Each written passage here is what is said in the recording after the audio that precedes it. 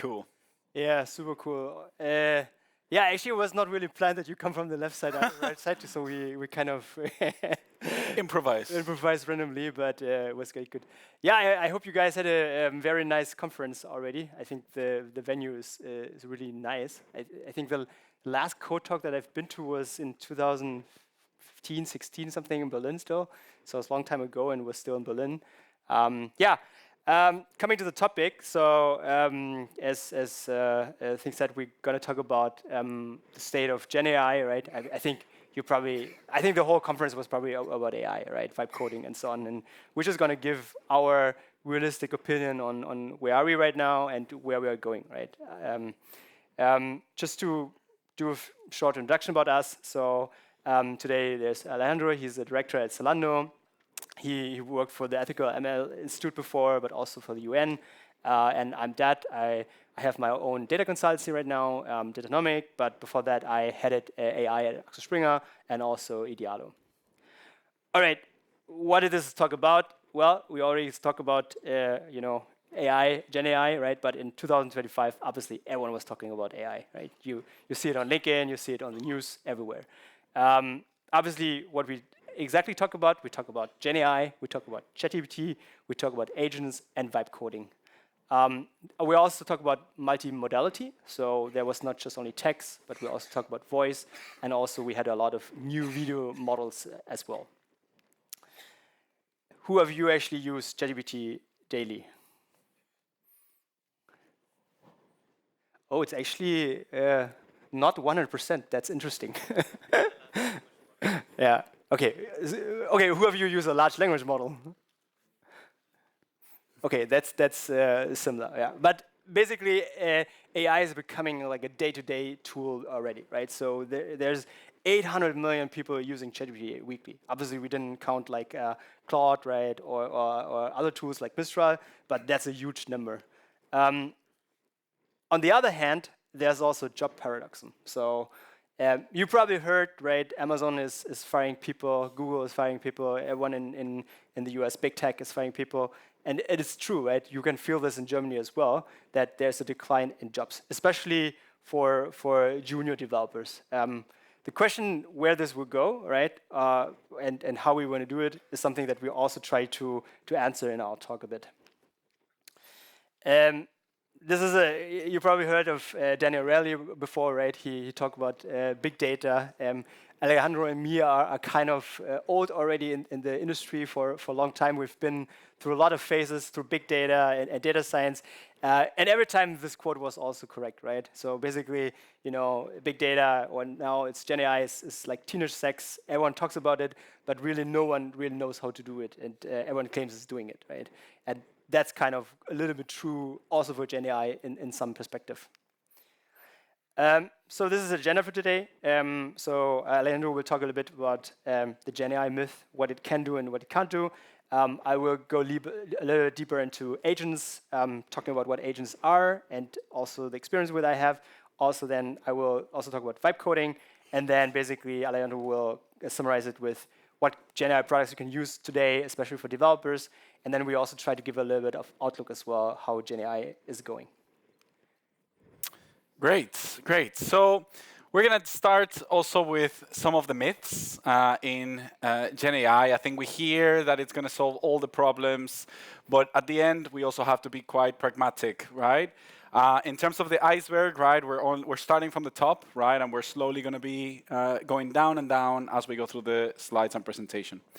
We're going to dive into five myths. So the first one is LLMs are general purpose for all use cases, right?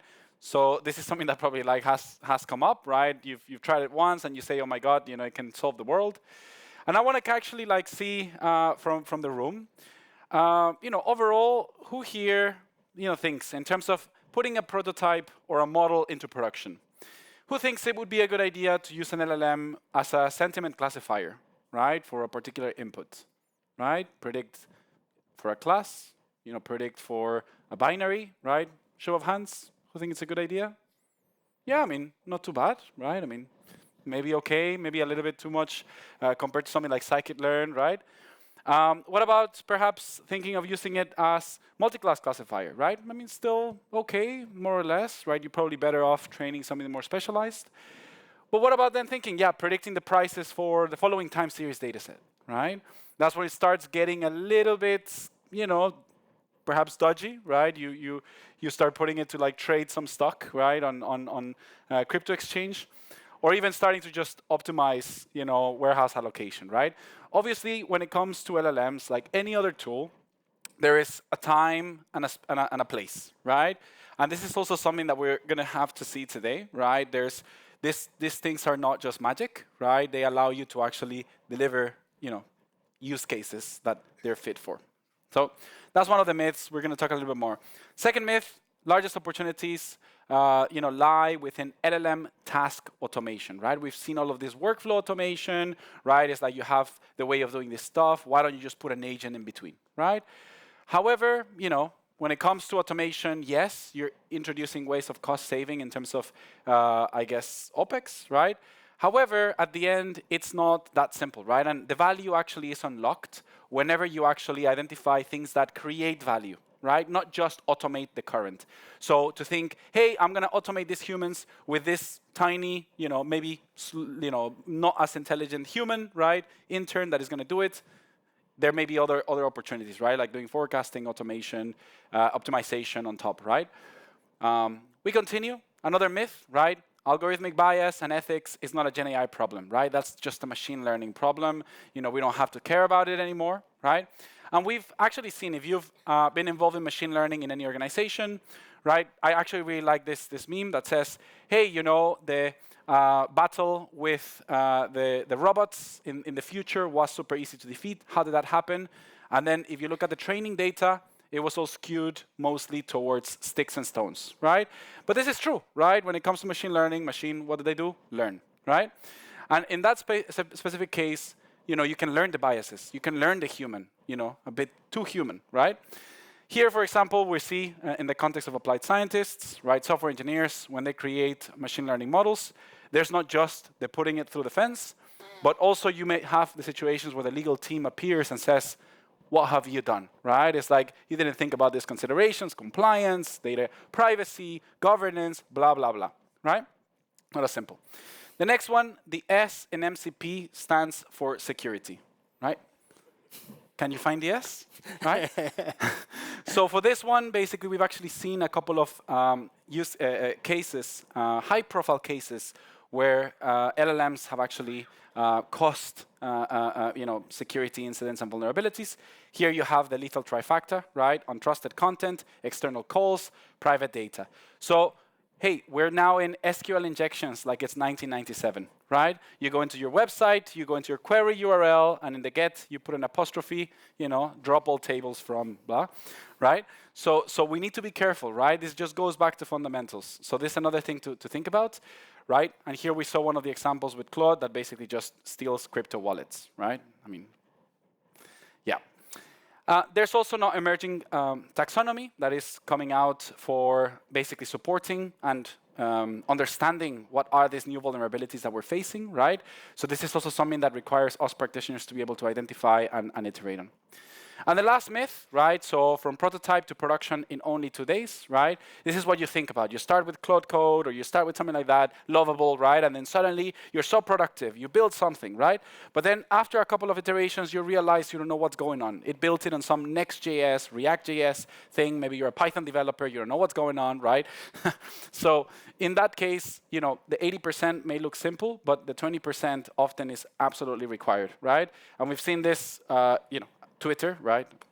X, whatever you call it, is one of the main areas where you actually find out, for some of those things. So yes, with those myths, right, it gives you a bit of motivation of why it's important for us to understand, what the ecosystem looks like. And with that, we're just going to start diving into some of the nuances of agents. Yeah. Thanks. Great. Some of this will also be a little bit repetitive in some areas, but this is good. In 2025, probably everyone talks about agents. When I think about agents, right, I come up like tooling, but also protocols.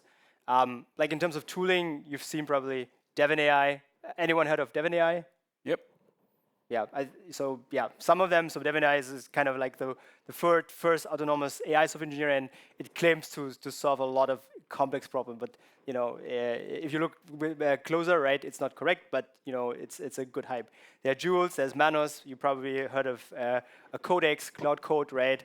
But also Cursor in a way. And there's a lot of protocols coming up, like MCP, agent to agent. And, basically, every week there's some new nuances and protocols that come up with that. Before actually going deeper into some of the topics, first of all, I want to lay up some definition of agents, right? And obviously, we're not going to go too deep in the way because there's also so much nuances like agentic workflows, agents, right? But truly, what are actually agents? In terms of a formal definition, an agent is an AI model, or leverage an AI model to interact with its environment. It's very similar to reinforcement learning, right? To achieve a user-defined objective, it combines reasoning, planning, and execution of actions. Usually, these actions are MCP, right, or function calling. So if we boil it down, basically you have an AI model, so a large language model. You have a user-defined goals. So for example, find the cheapest flight or optimize basically my supply chain, and the execution of action, like function calling or MCP. This is a dummy example. So you want to have a cup of coffee for your breakfast. Then you ask your agent, please make me a copy for my breakfast. Well, you ask the agent. What does it do? The agents usually, like truly agentic, right, would come up with reasoning and planning, right? So it would come up with a query plan to say, okay, I go to the kitchen, I go to the coffee machine, I check if the beans and water are filled, I brew the coffee, and I bring coffee to the table. I think, from a software engineering perspective, this is very easy, right? These are rules. These are requirements that we built in the past. Now we basically have this fancy, LLMs telling us what are actually the steps that you need to do in between. Once this is done, basically we also give the agent some tools. Basically in this case, brew the coffee. Once it's done, you get a feedback back. Well, this is basically the whole flow of the agent, right? It is very similar if you heard of reinforcement learning or if you've dealt with reinforcement learning before. It is basically the same thing, but in a different terms. Obviously, that was a very like dummy example. In reality, it's more complicated, right? Basically, you have a user who does a query. You have a lot of tools in between. You use different LLMs, right? You have basically a memory database, which has like short-term, long-term. You have a vector database, and you have a lot of different tools, right? That you connect to. When you think about AI agents, sometimes, right? People always ask me, okay, what's actually the difference between an AI agent versus GenAI as well? So an AI agent usually acts autonomously in an environment, make decisions to achieve some certain goals.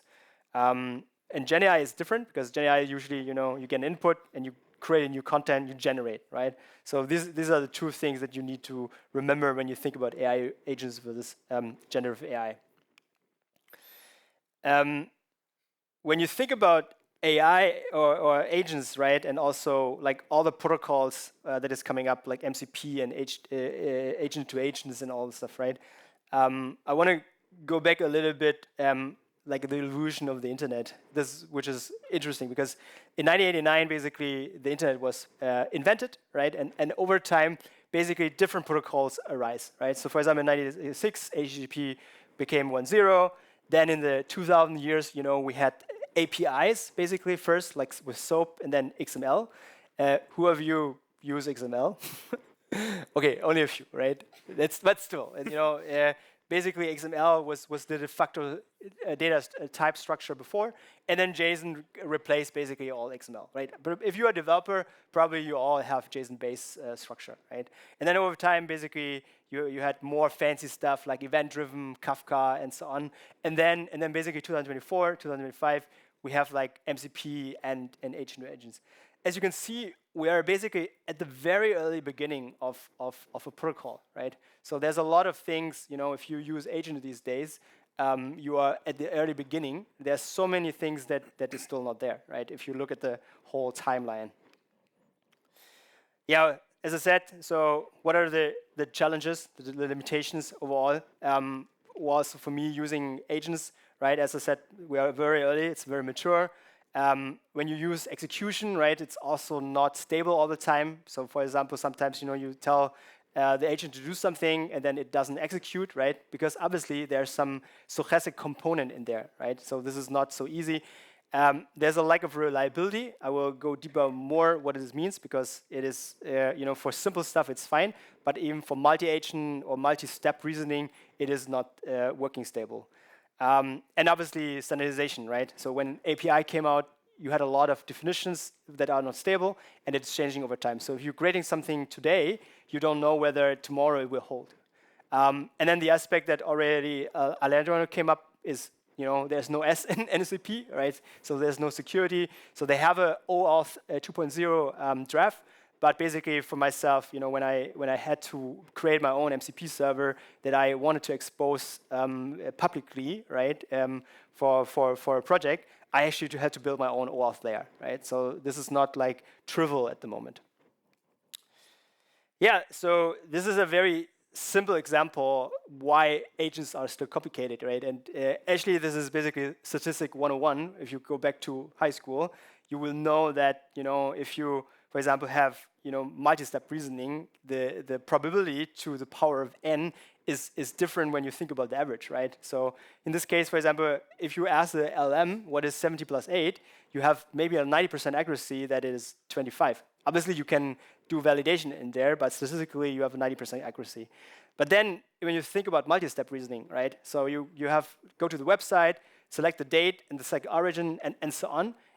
The average is not 90% out of this, right? The average of the probability for the final execution is to the power of n. So if you have n steps in between, the accuracy goes down to 35%. If you have n steps to 20, basically the accuracy goes to 12%, right? And if you think about software engineering in general, in software engineering, you want to fulfill a workflow and you need to have it correctly as much as possible.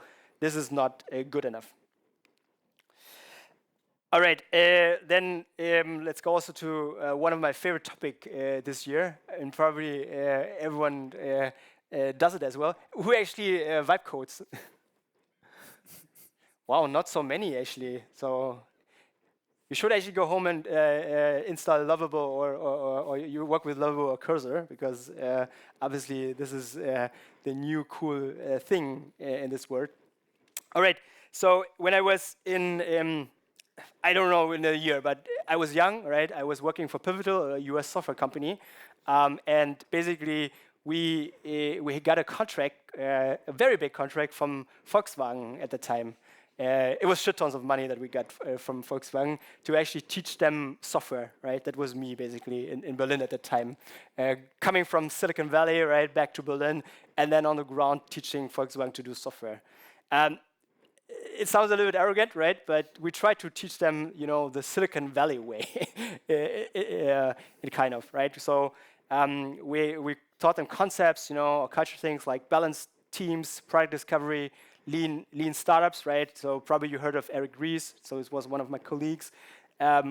We taught them design sprints, and in engineering, right? We taught them like culture, right? or basically programming practices like extreme programming, pair programming, test-driven 12-factor apps, being cloud first, right? So these kind of things that modern software engineering is today, right? That was basically 15 years ago, kind of. We had this concept of basically, balanced teams. So we had different stages. So we do like a ideation lab, right, where we create ideas, we come up and we have a discovery framework. And then we had this concept of balanced team where you have 2 software engineers, 1 designer, 1 product managers, and the ideal duration for an MVP to create software was 8 to 12 weeks, right? So that was basically 15 years ago. Then over the time, we also switched from balanced teams 1.0 to balanced teams 2.0. What is balanced teams 2.0? Again, we basically added also data, right? Because data became a very inherent component of a good application. Fast forward 2023, basically, we had the ChatGPT moments, agents, and obviously vibe coding. And as you can see from the Google search, vibe coding is basically a big trend these days. What is actually vibe coding? This is funny. So this is a definition from Andrew Karpathy, who's one of the very respected AI researcher in this world. He tweeted on February 2025 this tweet. It's actually funny because before he did that tweet, I already vibe coded 1 year ago before, right? So he basically laid out a term what I actually was doing as well. So vibe coding basically, is like kind of a new coding paradigm where you fully give the vibes. You just talk to the AI, right? And you don't really touch the keyboard anymore, right? You can ask any stupid things by that, and then basically copy and paste, accept, right? And then it runs, stuff, copy stuff, and execute, right? This is vibe coding. How does it differ from traditional software engineering, right? In the past, basically, I'm a software engineer by experience. Also I have worked in software engineering for so much time.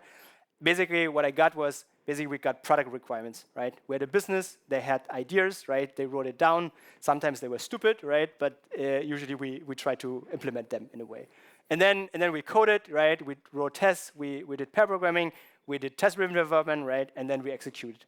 Now with vibe coding, basically the requirements becomes different because now you use English, right? You can use English as a natural language to create code.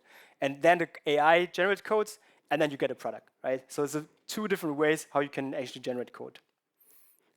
There's many dimensions of vibe coding tools these days, right? So you have like prototyping levels. So for example, Lovable or Replit, right? This is like more for the business people because they also don't know how to code, but it makes them basically easier access to great applications. You have on the feature level, right? You have VS Code with Client and all of these tools, what you get. You have Cursor, you have Windsurf, and then you have on the system level, like for example, Cloud Code or Codex and so on. And obviously you have the infrastructure level that you need, right? So you need an LM, and then you need agents how to execute basically vibe coding. So what is my experience with vibe coding in general, right? So I mean, this is also a funny thing because we in the evening or during afternoon we had a talk by the founder of C++, and he actually didn't like AI at all, right? So he was like completely against it. But for me, as a software engineer, I have a feeling that basically with vibe coding, right, I become like much faster doing things that I don't like, right? But there are still some rules that I need to set when I do vibe coding. So when you vibe code, it's not really you use it, you come up with an idea and then you just execute. But you really need a clear understanding of what you want to do, right? So you basically become more like an architect, right? So you need to know what is a tech stack. So should you use for front end Next.js, Nux, or whatever, right? And then one thing that I also can recommend is don't ask the AI to create the full application end to end, but do it step by step, right? So do it in small iterations. Always git commit, right? And then basically work on that. So that's why I also say don't let agent mode go wild because usually this will end up in a lot of security issues as well for that. And then one interesting comment: if you this is also my perspective, right? If you are a good engineer, right? But this debate of what is a good engineer, you become 10 times faster. But usually, if you give it this tool to a software engineer who doesn't understand some concepts of architecture and writing good code, you basically create 10 times more tech debt, right? And this is a huge problem because then you, as a follow developer, and you come up with the code, you basically don't understand the code at all, right? Because it's AI generated and no one understands basically at the end of the day what this is all about. And then also last tip that I can give. If you work with AI or vibe coding, try to take the popular frameworks, right? Because usually it will not work with some very exotic frameworks.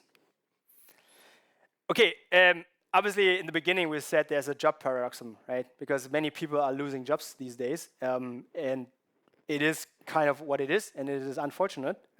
But basically, from my perspective, vibe coding is going to change software engineering entirely, the way how we are, right? And you need to be prepared for it, right? Because it's not like 2, 3, 4 years ago where you as a software engineer, can earn shit tons of money, right? Because you are so demanded, right? No, AI will actually change you and also the job profession as well. We will get more roles, right? We have like things like vibe coder, front-end developer. Although I'm not a big fan of that, but I believe that engineers become more product engineers, right? So software development is not just basically writing code, writing good product specs anymore, right? But really, also doing stuff in design, doing end-to-end. You can do also DevOps as well, right? So you will become more like a full-stack engineer. I also believe that engineer, right, is becoming an architect, right? So I don't believe that you just focusing on just writing code, but also designing the entire system. Alejandro already said it, right? So security is very important, right? When you do vibe coding, so you will also become more security aware, right? And not just basically let the security team focuses on that, but really as an engineer as well. And this is also true, right? Vibe coding will become vibe debugging, and if you already vibe code before, then you probably know the meme, right? Basically, reviewing the skill, right, to debug is actually a very important skill that a senior shows, right? So most of the time, juniors don't know how to debug code, right? And this is becoming more and more important, right? If you want to be on a track of becoming a good software developer. Yes, and there will be a new wave of entrepreneurs, right? You will have solo entrepreneurs who do everything, create code, right? Create the product and then ship it. You have basically smaller teams, right? So as I said, we're in the beginning, we had this big team of balanced teams. I don't think that you need it anymore, right? You will have smaller teams going forward who are more productive, but still there will be engineers, right? You will not lose your jobs, but your job profession will change. As I said, so the technology is still experimental. It produces still a lot of errors, but you need to be prepared for it, right? So, and for me, what I believe in, a company who use AI is competitive in the future, right? And this is truly, I don't know where it will hold true, but in the next 5 years we will see it. Great. Yeah, and for me, it just really makes me laugh, right? To see like a job posting that says vibe coding, engineer. It's like back in the day, just putting a job post that says Stack Overflow copy paste engineer, right? So, at the end, it's like, is that the real skill that you're looking to hire for, right? And similarly, I think right now we looked at some of the parts on, let's say, the throughput of work, right? Like, or not specifically just throughput of outputs in terms of code itself, right? So now let's actually think about the question of how does that work go through the entire life cycle, right? Because we've actually seen a lot of surveys recently, right? Some surveys say that AI is making developers more productive. Some surveys say that AI is making developers highly unproductive. Which one is it, right? And I can tell you from personal experience, right, especially from a larger organization where we are really pushing to encourage kind of AI usage. So at the end, if we ask, have we seen metrics that show increase in throughput in PR merge or in number of applications in production or those type of questions? The answer is no, right? Let's now dive into perhaps forming an intuition around that. So obviously, when it comes to tooling, when it started, right, it was like more or less simple, right? I remember the days, when you only had a couple of logos. Fast forward to today, right? We find ourselves in a sea of tools, right? Even in your organization, you probably are fighting with API keys, right? You're fighting with different LLM providers. So how do we think about this? And especially when it comes to the developer sort of life cycle, how do we reason about this? And one way that I really like, I actually showed this on a previous deep dive, is that the developer funnel, if we simplify it, right, the SDLC, the software development lifecycle, we can think of it in a simplified form as writing code, testing QA, architecting and operating, and monitoring and debugging, right? Currently, most of the investment is happening on this side of the funnel, right? And this is the part that actually developers enjoy, right? Like, we enjoy writing code. We like making problem, right, for other people. um, and then on the other side, right, is where the humans are a little bit more unhappy. And when we think about the AI tooling that is available and the AI tooling that is emerging, we see that there is a disparity across, right? So starting from the writing code, right, there's a broad range of different tools. So that already covered quite a few. But there's a lot of things that are allowing us to create more throughput, right? Doesn't have to be good throughput, but it's throughput, right? As we go higher into the funnel, there are starting to be a couple of different tools, right? Things like CodeRabbit or Quoto. So these are things for like code review automation, or also for testing.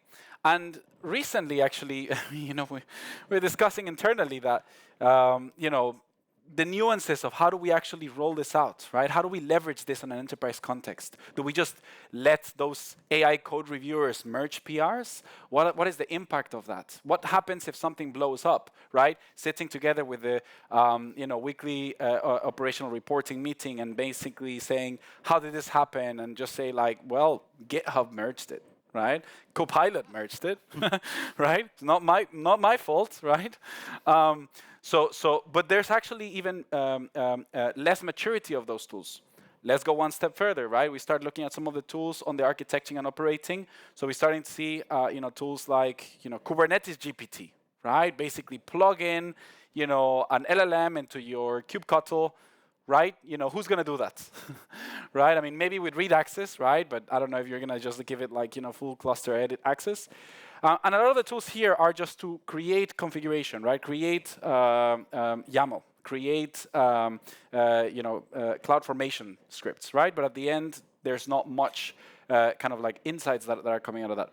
And at the end, actually, I was joking the other day that I probably have been also working in the, let's say, cloud native space. So building like machine learning infrastructure with, Golang for Kubernetes, so Kubernetes operators. So been in, kind of like working on that. I like to call myself jokingly a YAML engineer, right? Because that's probably like more what I do. Nowadays, I think I'm going to start calling myself a markdown engineer, right? Because we're starting to debug Markdown, right? Which is a little bit sad. But this is kind of like as we go through the funnel. Right now we're seeing less and less maturity on the tools, less and less scope, and just chatbots that are giving us more YAML, right? Is that really helping? I don't know.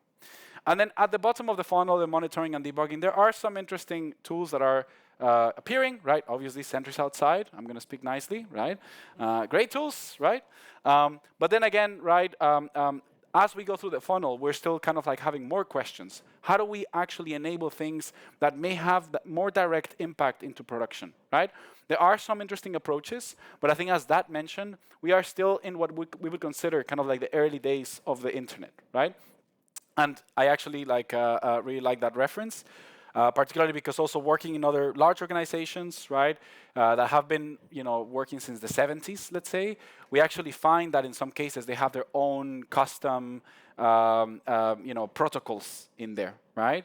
So that already shows you how right now we're in an element where we're still kind of like discovering those areas. Now, when it comes to these tools, what we need to now think about is how do we actually go beyond just creating more output and then enabling those parts lower into the development funnel to actually create more outcome, right? And obviously here, right, really pushing to make us humans a little bit happier, right? Perhaps us being able to, have fun, be creative, I think as that mentioned, be architects, but not end up just being kind of like debugging machines that, forever are just like, going through crappy code that an AI wrote, right? I mean, that really doesn't sound like an exciting future. I mean, if that is, it is what it is, but, that's something that like we can really focus towards. When it comes to tooling, right now the interesting thing is that this developer funnel can actually fit one-to-one to other funnels, right? This would be to also the creative funnel, right? When it comes to things for example, video generation, right? I don't know if you've managed to see that there had been actually some really interesting approaches even before some of the tools were more mature to create 3D animations or even like animated films with basically just shots of people in their rooms or whatever, and then passing them through some of these models. But at the end, again, this is the question of like, creating more of that output, and then making sure that we can enable through investment on the lower parts of the funnel, right? The review, the etc., right? Because at the end, that still has to happen, right? So similarly, there's some interesting tools, I guess, on the music ones. I don't know if anyone here has actually tried some of those, like Udio or Suno. Maybe raise your hands. I mean, they're pretty impressive, right? They make me feel like I actually have some musical talent, right? Even if I don't. But it is actually interesting to see. Again, this is tools that are coming at the top of the funnel, right? Now it's thinking about, kind of like how do we invest further and further towards those. Other interesting areas, obviously voice is something that has been for much longer, same as images. But there are also really cool things happening on the 3D space, right? For example, training models to generate 3D assets, right? And then going from there, actually being able to generate not just 3D assets, but even animations. There's also foundation models that are being created to simulate worlds, right? So in this case, it would be basically a model that is trained with, let's say, for example, inputs, right? Moving forward, with then basically the behavior of that. And then you're actually interacting with a model, right? With inputs, right? Even potentially with your keyboard or whatever. And you're actually in you could say, a world that is being generated by these LLMs, right? And that is actually evolving. Another space that I didn't put here, but it's also very interesting, is foundation models that are appearing in areas that are a little bit less, I guess, flashy, right? Things like forecasting. So we're seeing a lot of forecasting foundation models. So obviously this is more for operational process of businesses. Similarly for tabular use cases, right? So we're seeing a lot of foundation models that are emerging from graph neural networks for that space, right? We actually saw one released yesterday. But indeed, so here, the main call out is how do we think about going beyond, lower into the funnel, and also beyond just the chatbots themselves. To summarize some of those challenges that have been emerged, right? Obviously, the one that we discussed is the top of the funnel sort of bottleneck, right? That a lot of the stuff is coming at the very start, right? And we need to invest more towards that. But there's other sort of challenges that we see, right? With so much choice, we have an explosion of vendor and service complexity, right? Obviously, too many API keys. How do we manage them? Organizations are also wrestling with that. So how do we actually even, guard the procurement processes so that we don't end up with 5 of the same tools, right? Similarly, right now, a lot of the tools that are coming up are just basically chatbots with a bit of a wrapper, right? This is something that now it is possible to invest to go beyond that, right? That was saying like there's a lot of use cases that, can really be right for that. And then similarly, that lack of best practices, we're still at the very early stage, right? I think at that level, this is where we need to think about, how do we contribute to those standards, to those, basically to the future direction of where this is going, so that we can make sure that we actually can benefit as a developer community from there. So one of the things that I was also very excited to do in this session is give a bit of an outlook, right? And basically try to predict that we wanted to do is the next 10 years. Which is a little bit crazy, right? I mean, if you had asked me to predict the next 10 years in 2015, right? I mean, I probably would have invested in different, companies. Bitcoins. Yeah, Bitcoin, right? Even before thinking about agents, right? But this is something that I think we want to do. Before that, just want to give a bit of an intuition of what are the current limitations. Where are we today, right? So we ran a survey back last year. We're actually wrapping up the survey for this year. And we saw a couple of insights just in general kind of machine learning concepts. And we're seeing that actually, for example, in machine learning serving, so basically running, let's say, an LLM and actually running basically the inference through that, there's about 60% of the tooling is running on custom tooling, right? So there's no kind of like, standardized framework that allows you to actually run this. And what is even more scary than that is last year, about 50% of production machine learning applications did not have monitoring in production, right? So let that sink in, right? So I mean, I think that number in itself is something that we as a community have to really change. And as we're making these predictions for the next 10 years, right, we have to take into consideration where we are right now, right, which is nowhere near where we should, right? And maybe just the call out, I would really recommend for you to check out the survey. If you have some time, fill it out. What we're now going to do is let's go back into the future and let's dive and see what that actually looks like. So let's say, we start running towards, kind of 2035.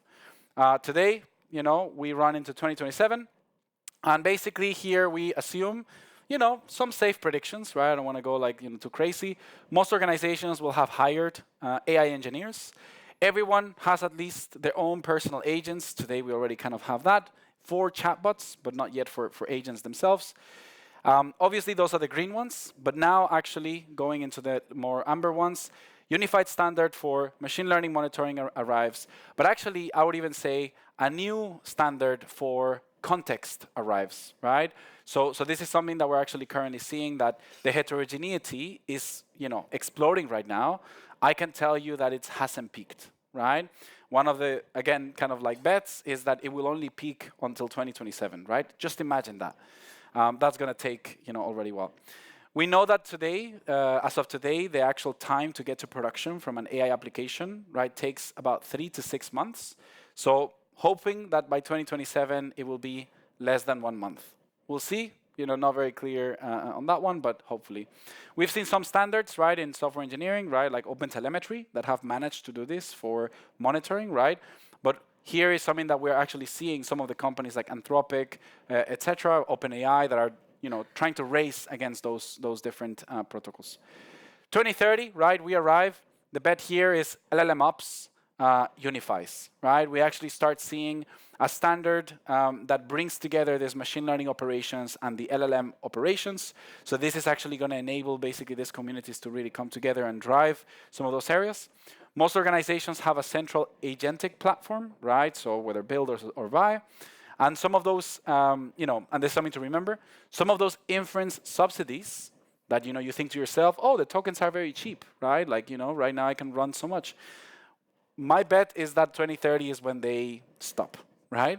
What does that mean? I mean, maybe actually efficiency peaks and everything just becomes super cheap, or it becomes so critical that, we have to pay for those things. And by then, we actually expect that hopefully the monitoring, evals, etc., are standardized to 90%. Then we go to 2033, right? In 2033, the assumption is that we now start seeing intelligent progressive rollouts, right? So basically, this could be seen as self-healing systems, right? You build a feature, it goes to production. In production, it goes as a canary, right, or a shadow deployment, and then the promotion is done once basically the agent decides that it's ready. Root cause analysis and system optimization, also done by agents. So this is basically betting that we will have not just the ability to roll out safely, but also being able to actually do root cause analysis. I think this one, 2033, that's a long time. Hopefully we manage that. And then we actually start seeing a new emerging trend going from LLM ops, which we hear a lot today, to autonomous ops or agent ops, I don't know how to call it, right? This is basically not just managing LLMs, but actually orchestrating autonomous systems, right? That basically manage the stack themselves. And obviously, as part of that, we will see a lot of kind of like heterogeneity emerging. So as part of that, basically the self-healing systems, standardize coming to 2035. As part of that, autonomous rollouts reach a mass adoption, right? We start seeing kind of the systems allowing for not just feature development, but actually lower down the funnel. We actually see that the agentic approaches are starting to derive value. GPU inference costs finally optimized, so those subsidies catch up, and finally we can pay for it. And hopefully, medium time to production decreases. We move towards a world where we are in software engineering. Where in software, we often see that you actually have multiple deployments per day, right? However, in ML, hopefully that is the case. So that is the predictions. Hold me accountable. Let's see 2035 in the next code talks. But with that, I think this is a good place to stop. And I want to thank you all. Remember that is the code for the link for the presentation slides if you want to access them. So thank you all. I appreciate it.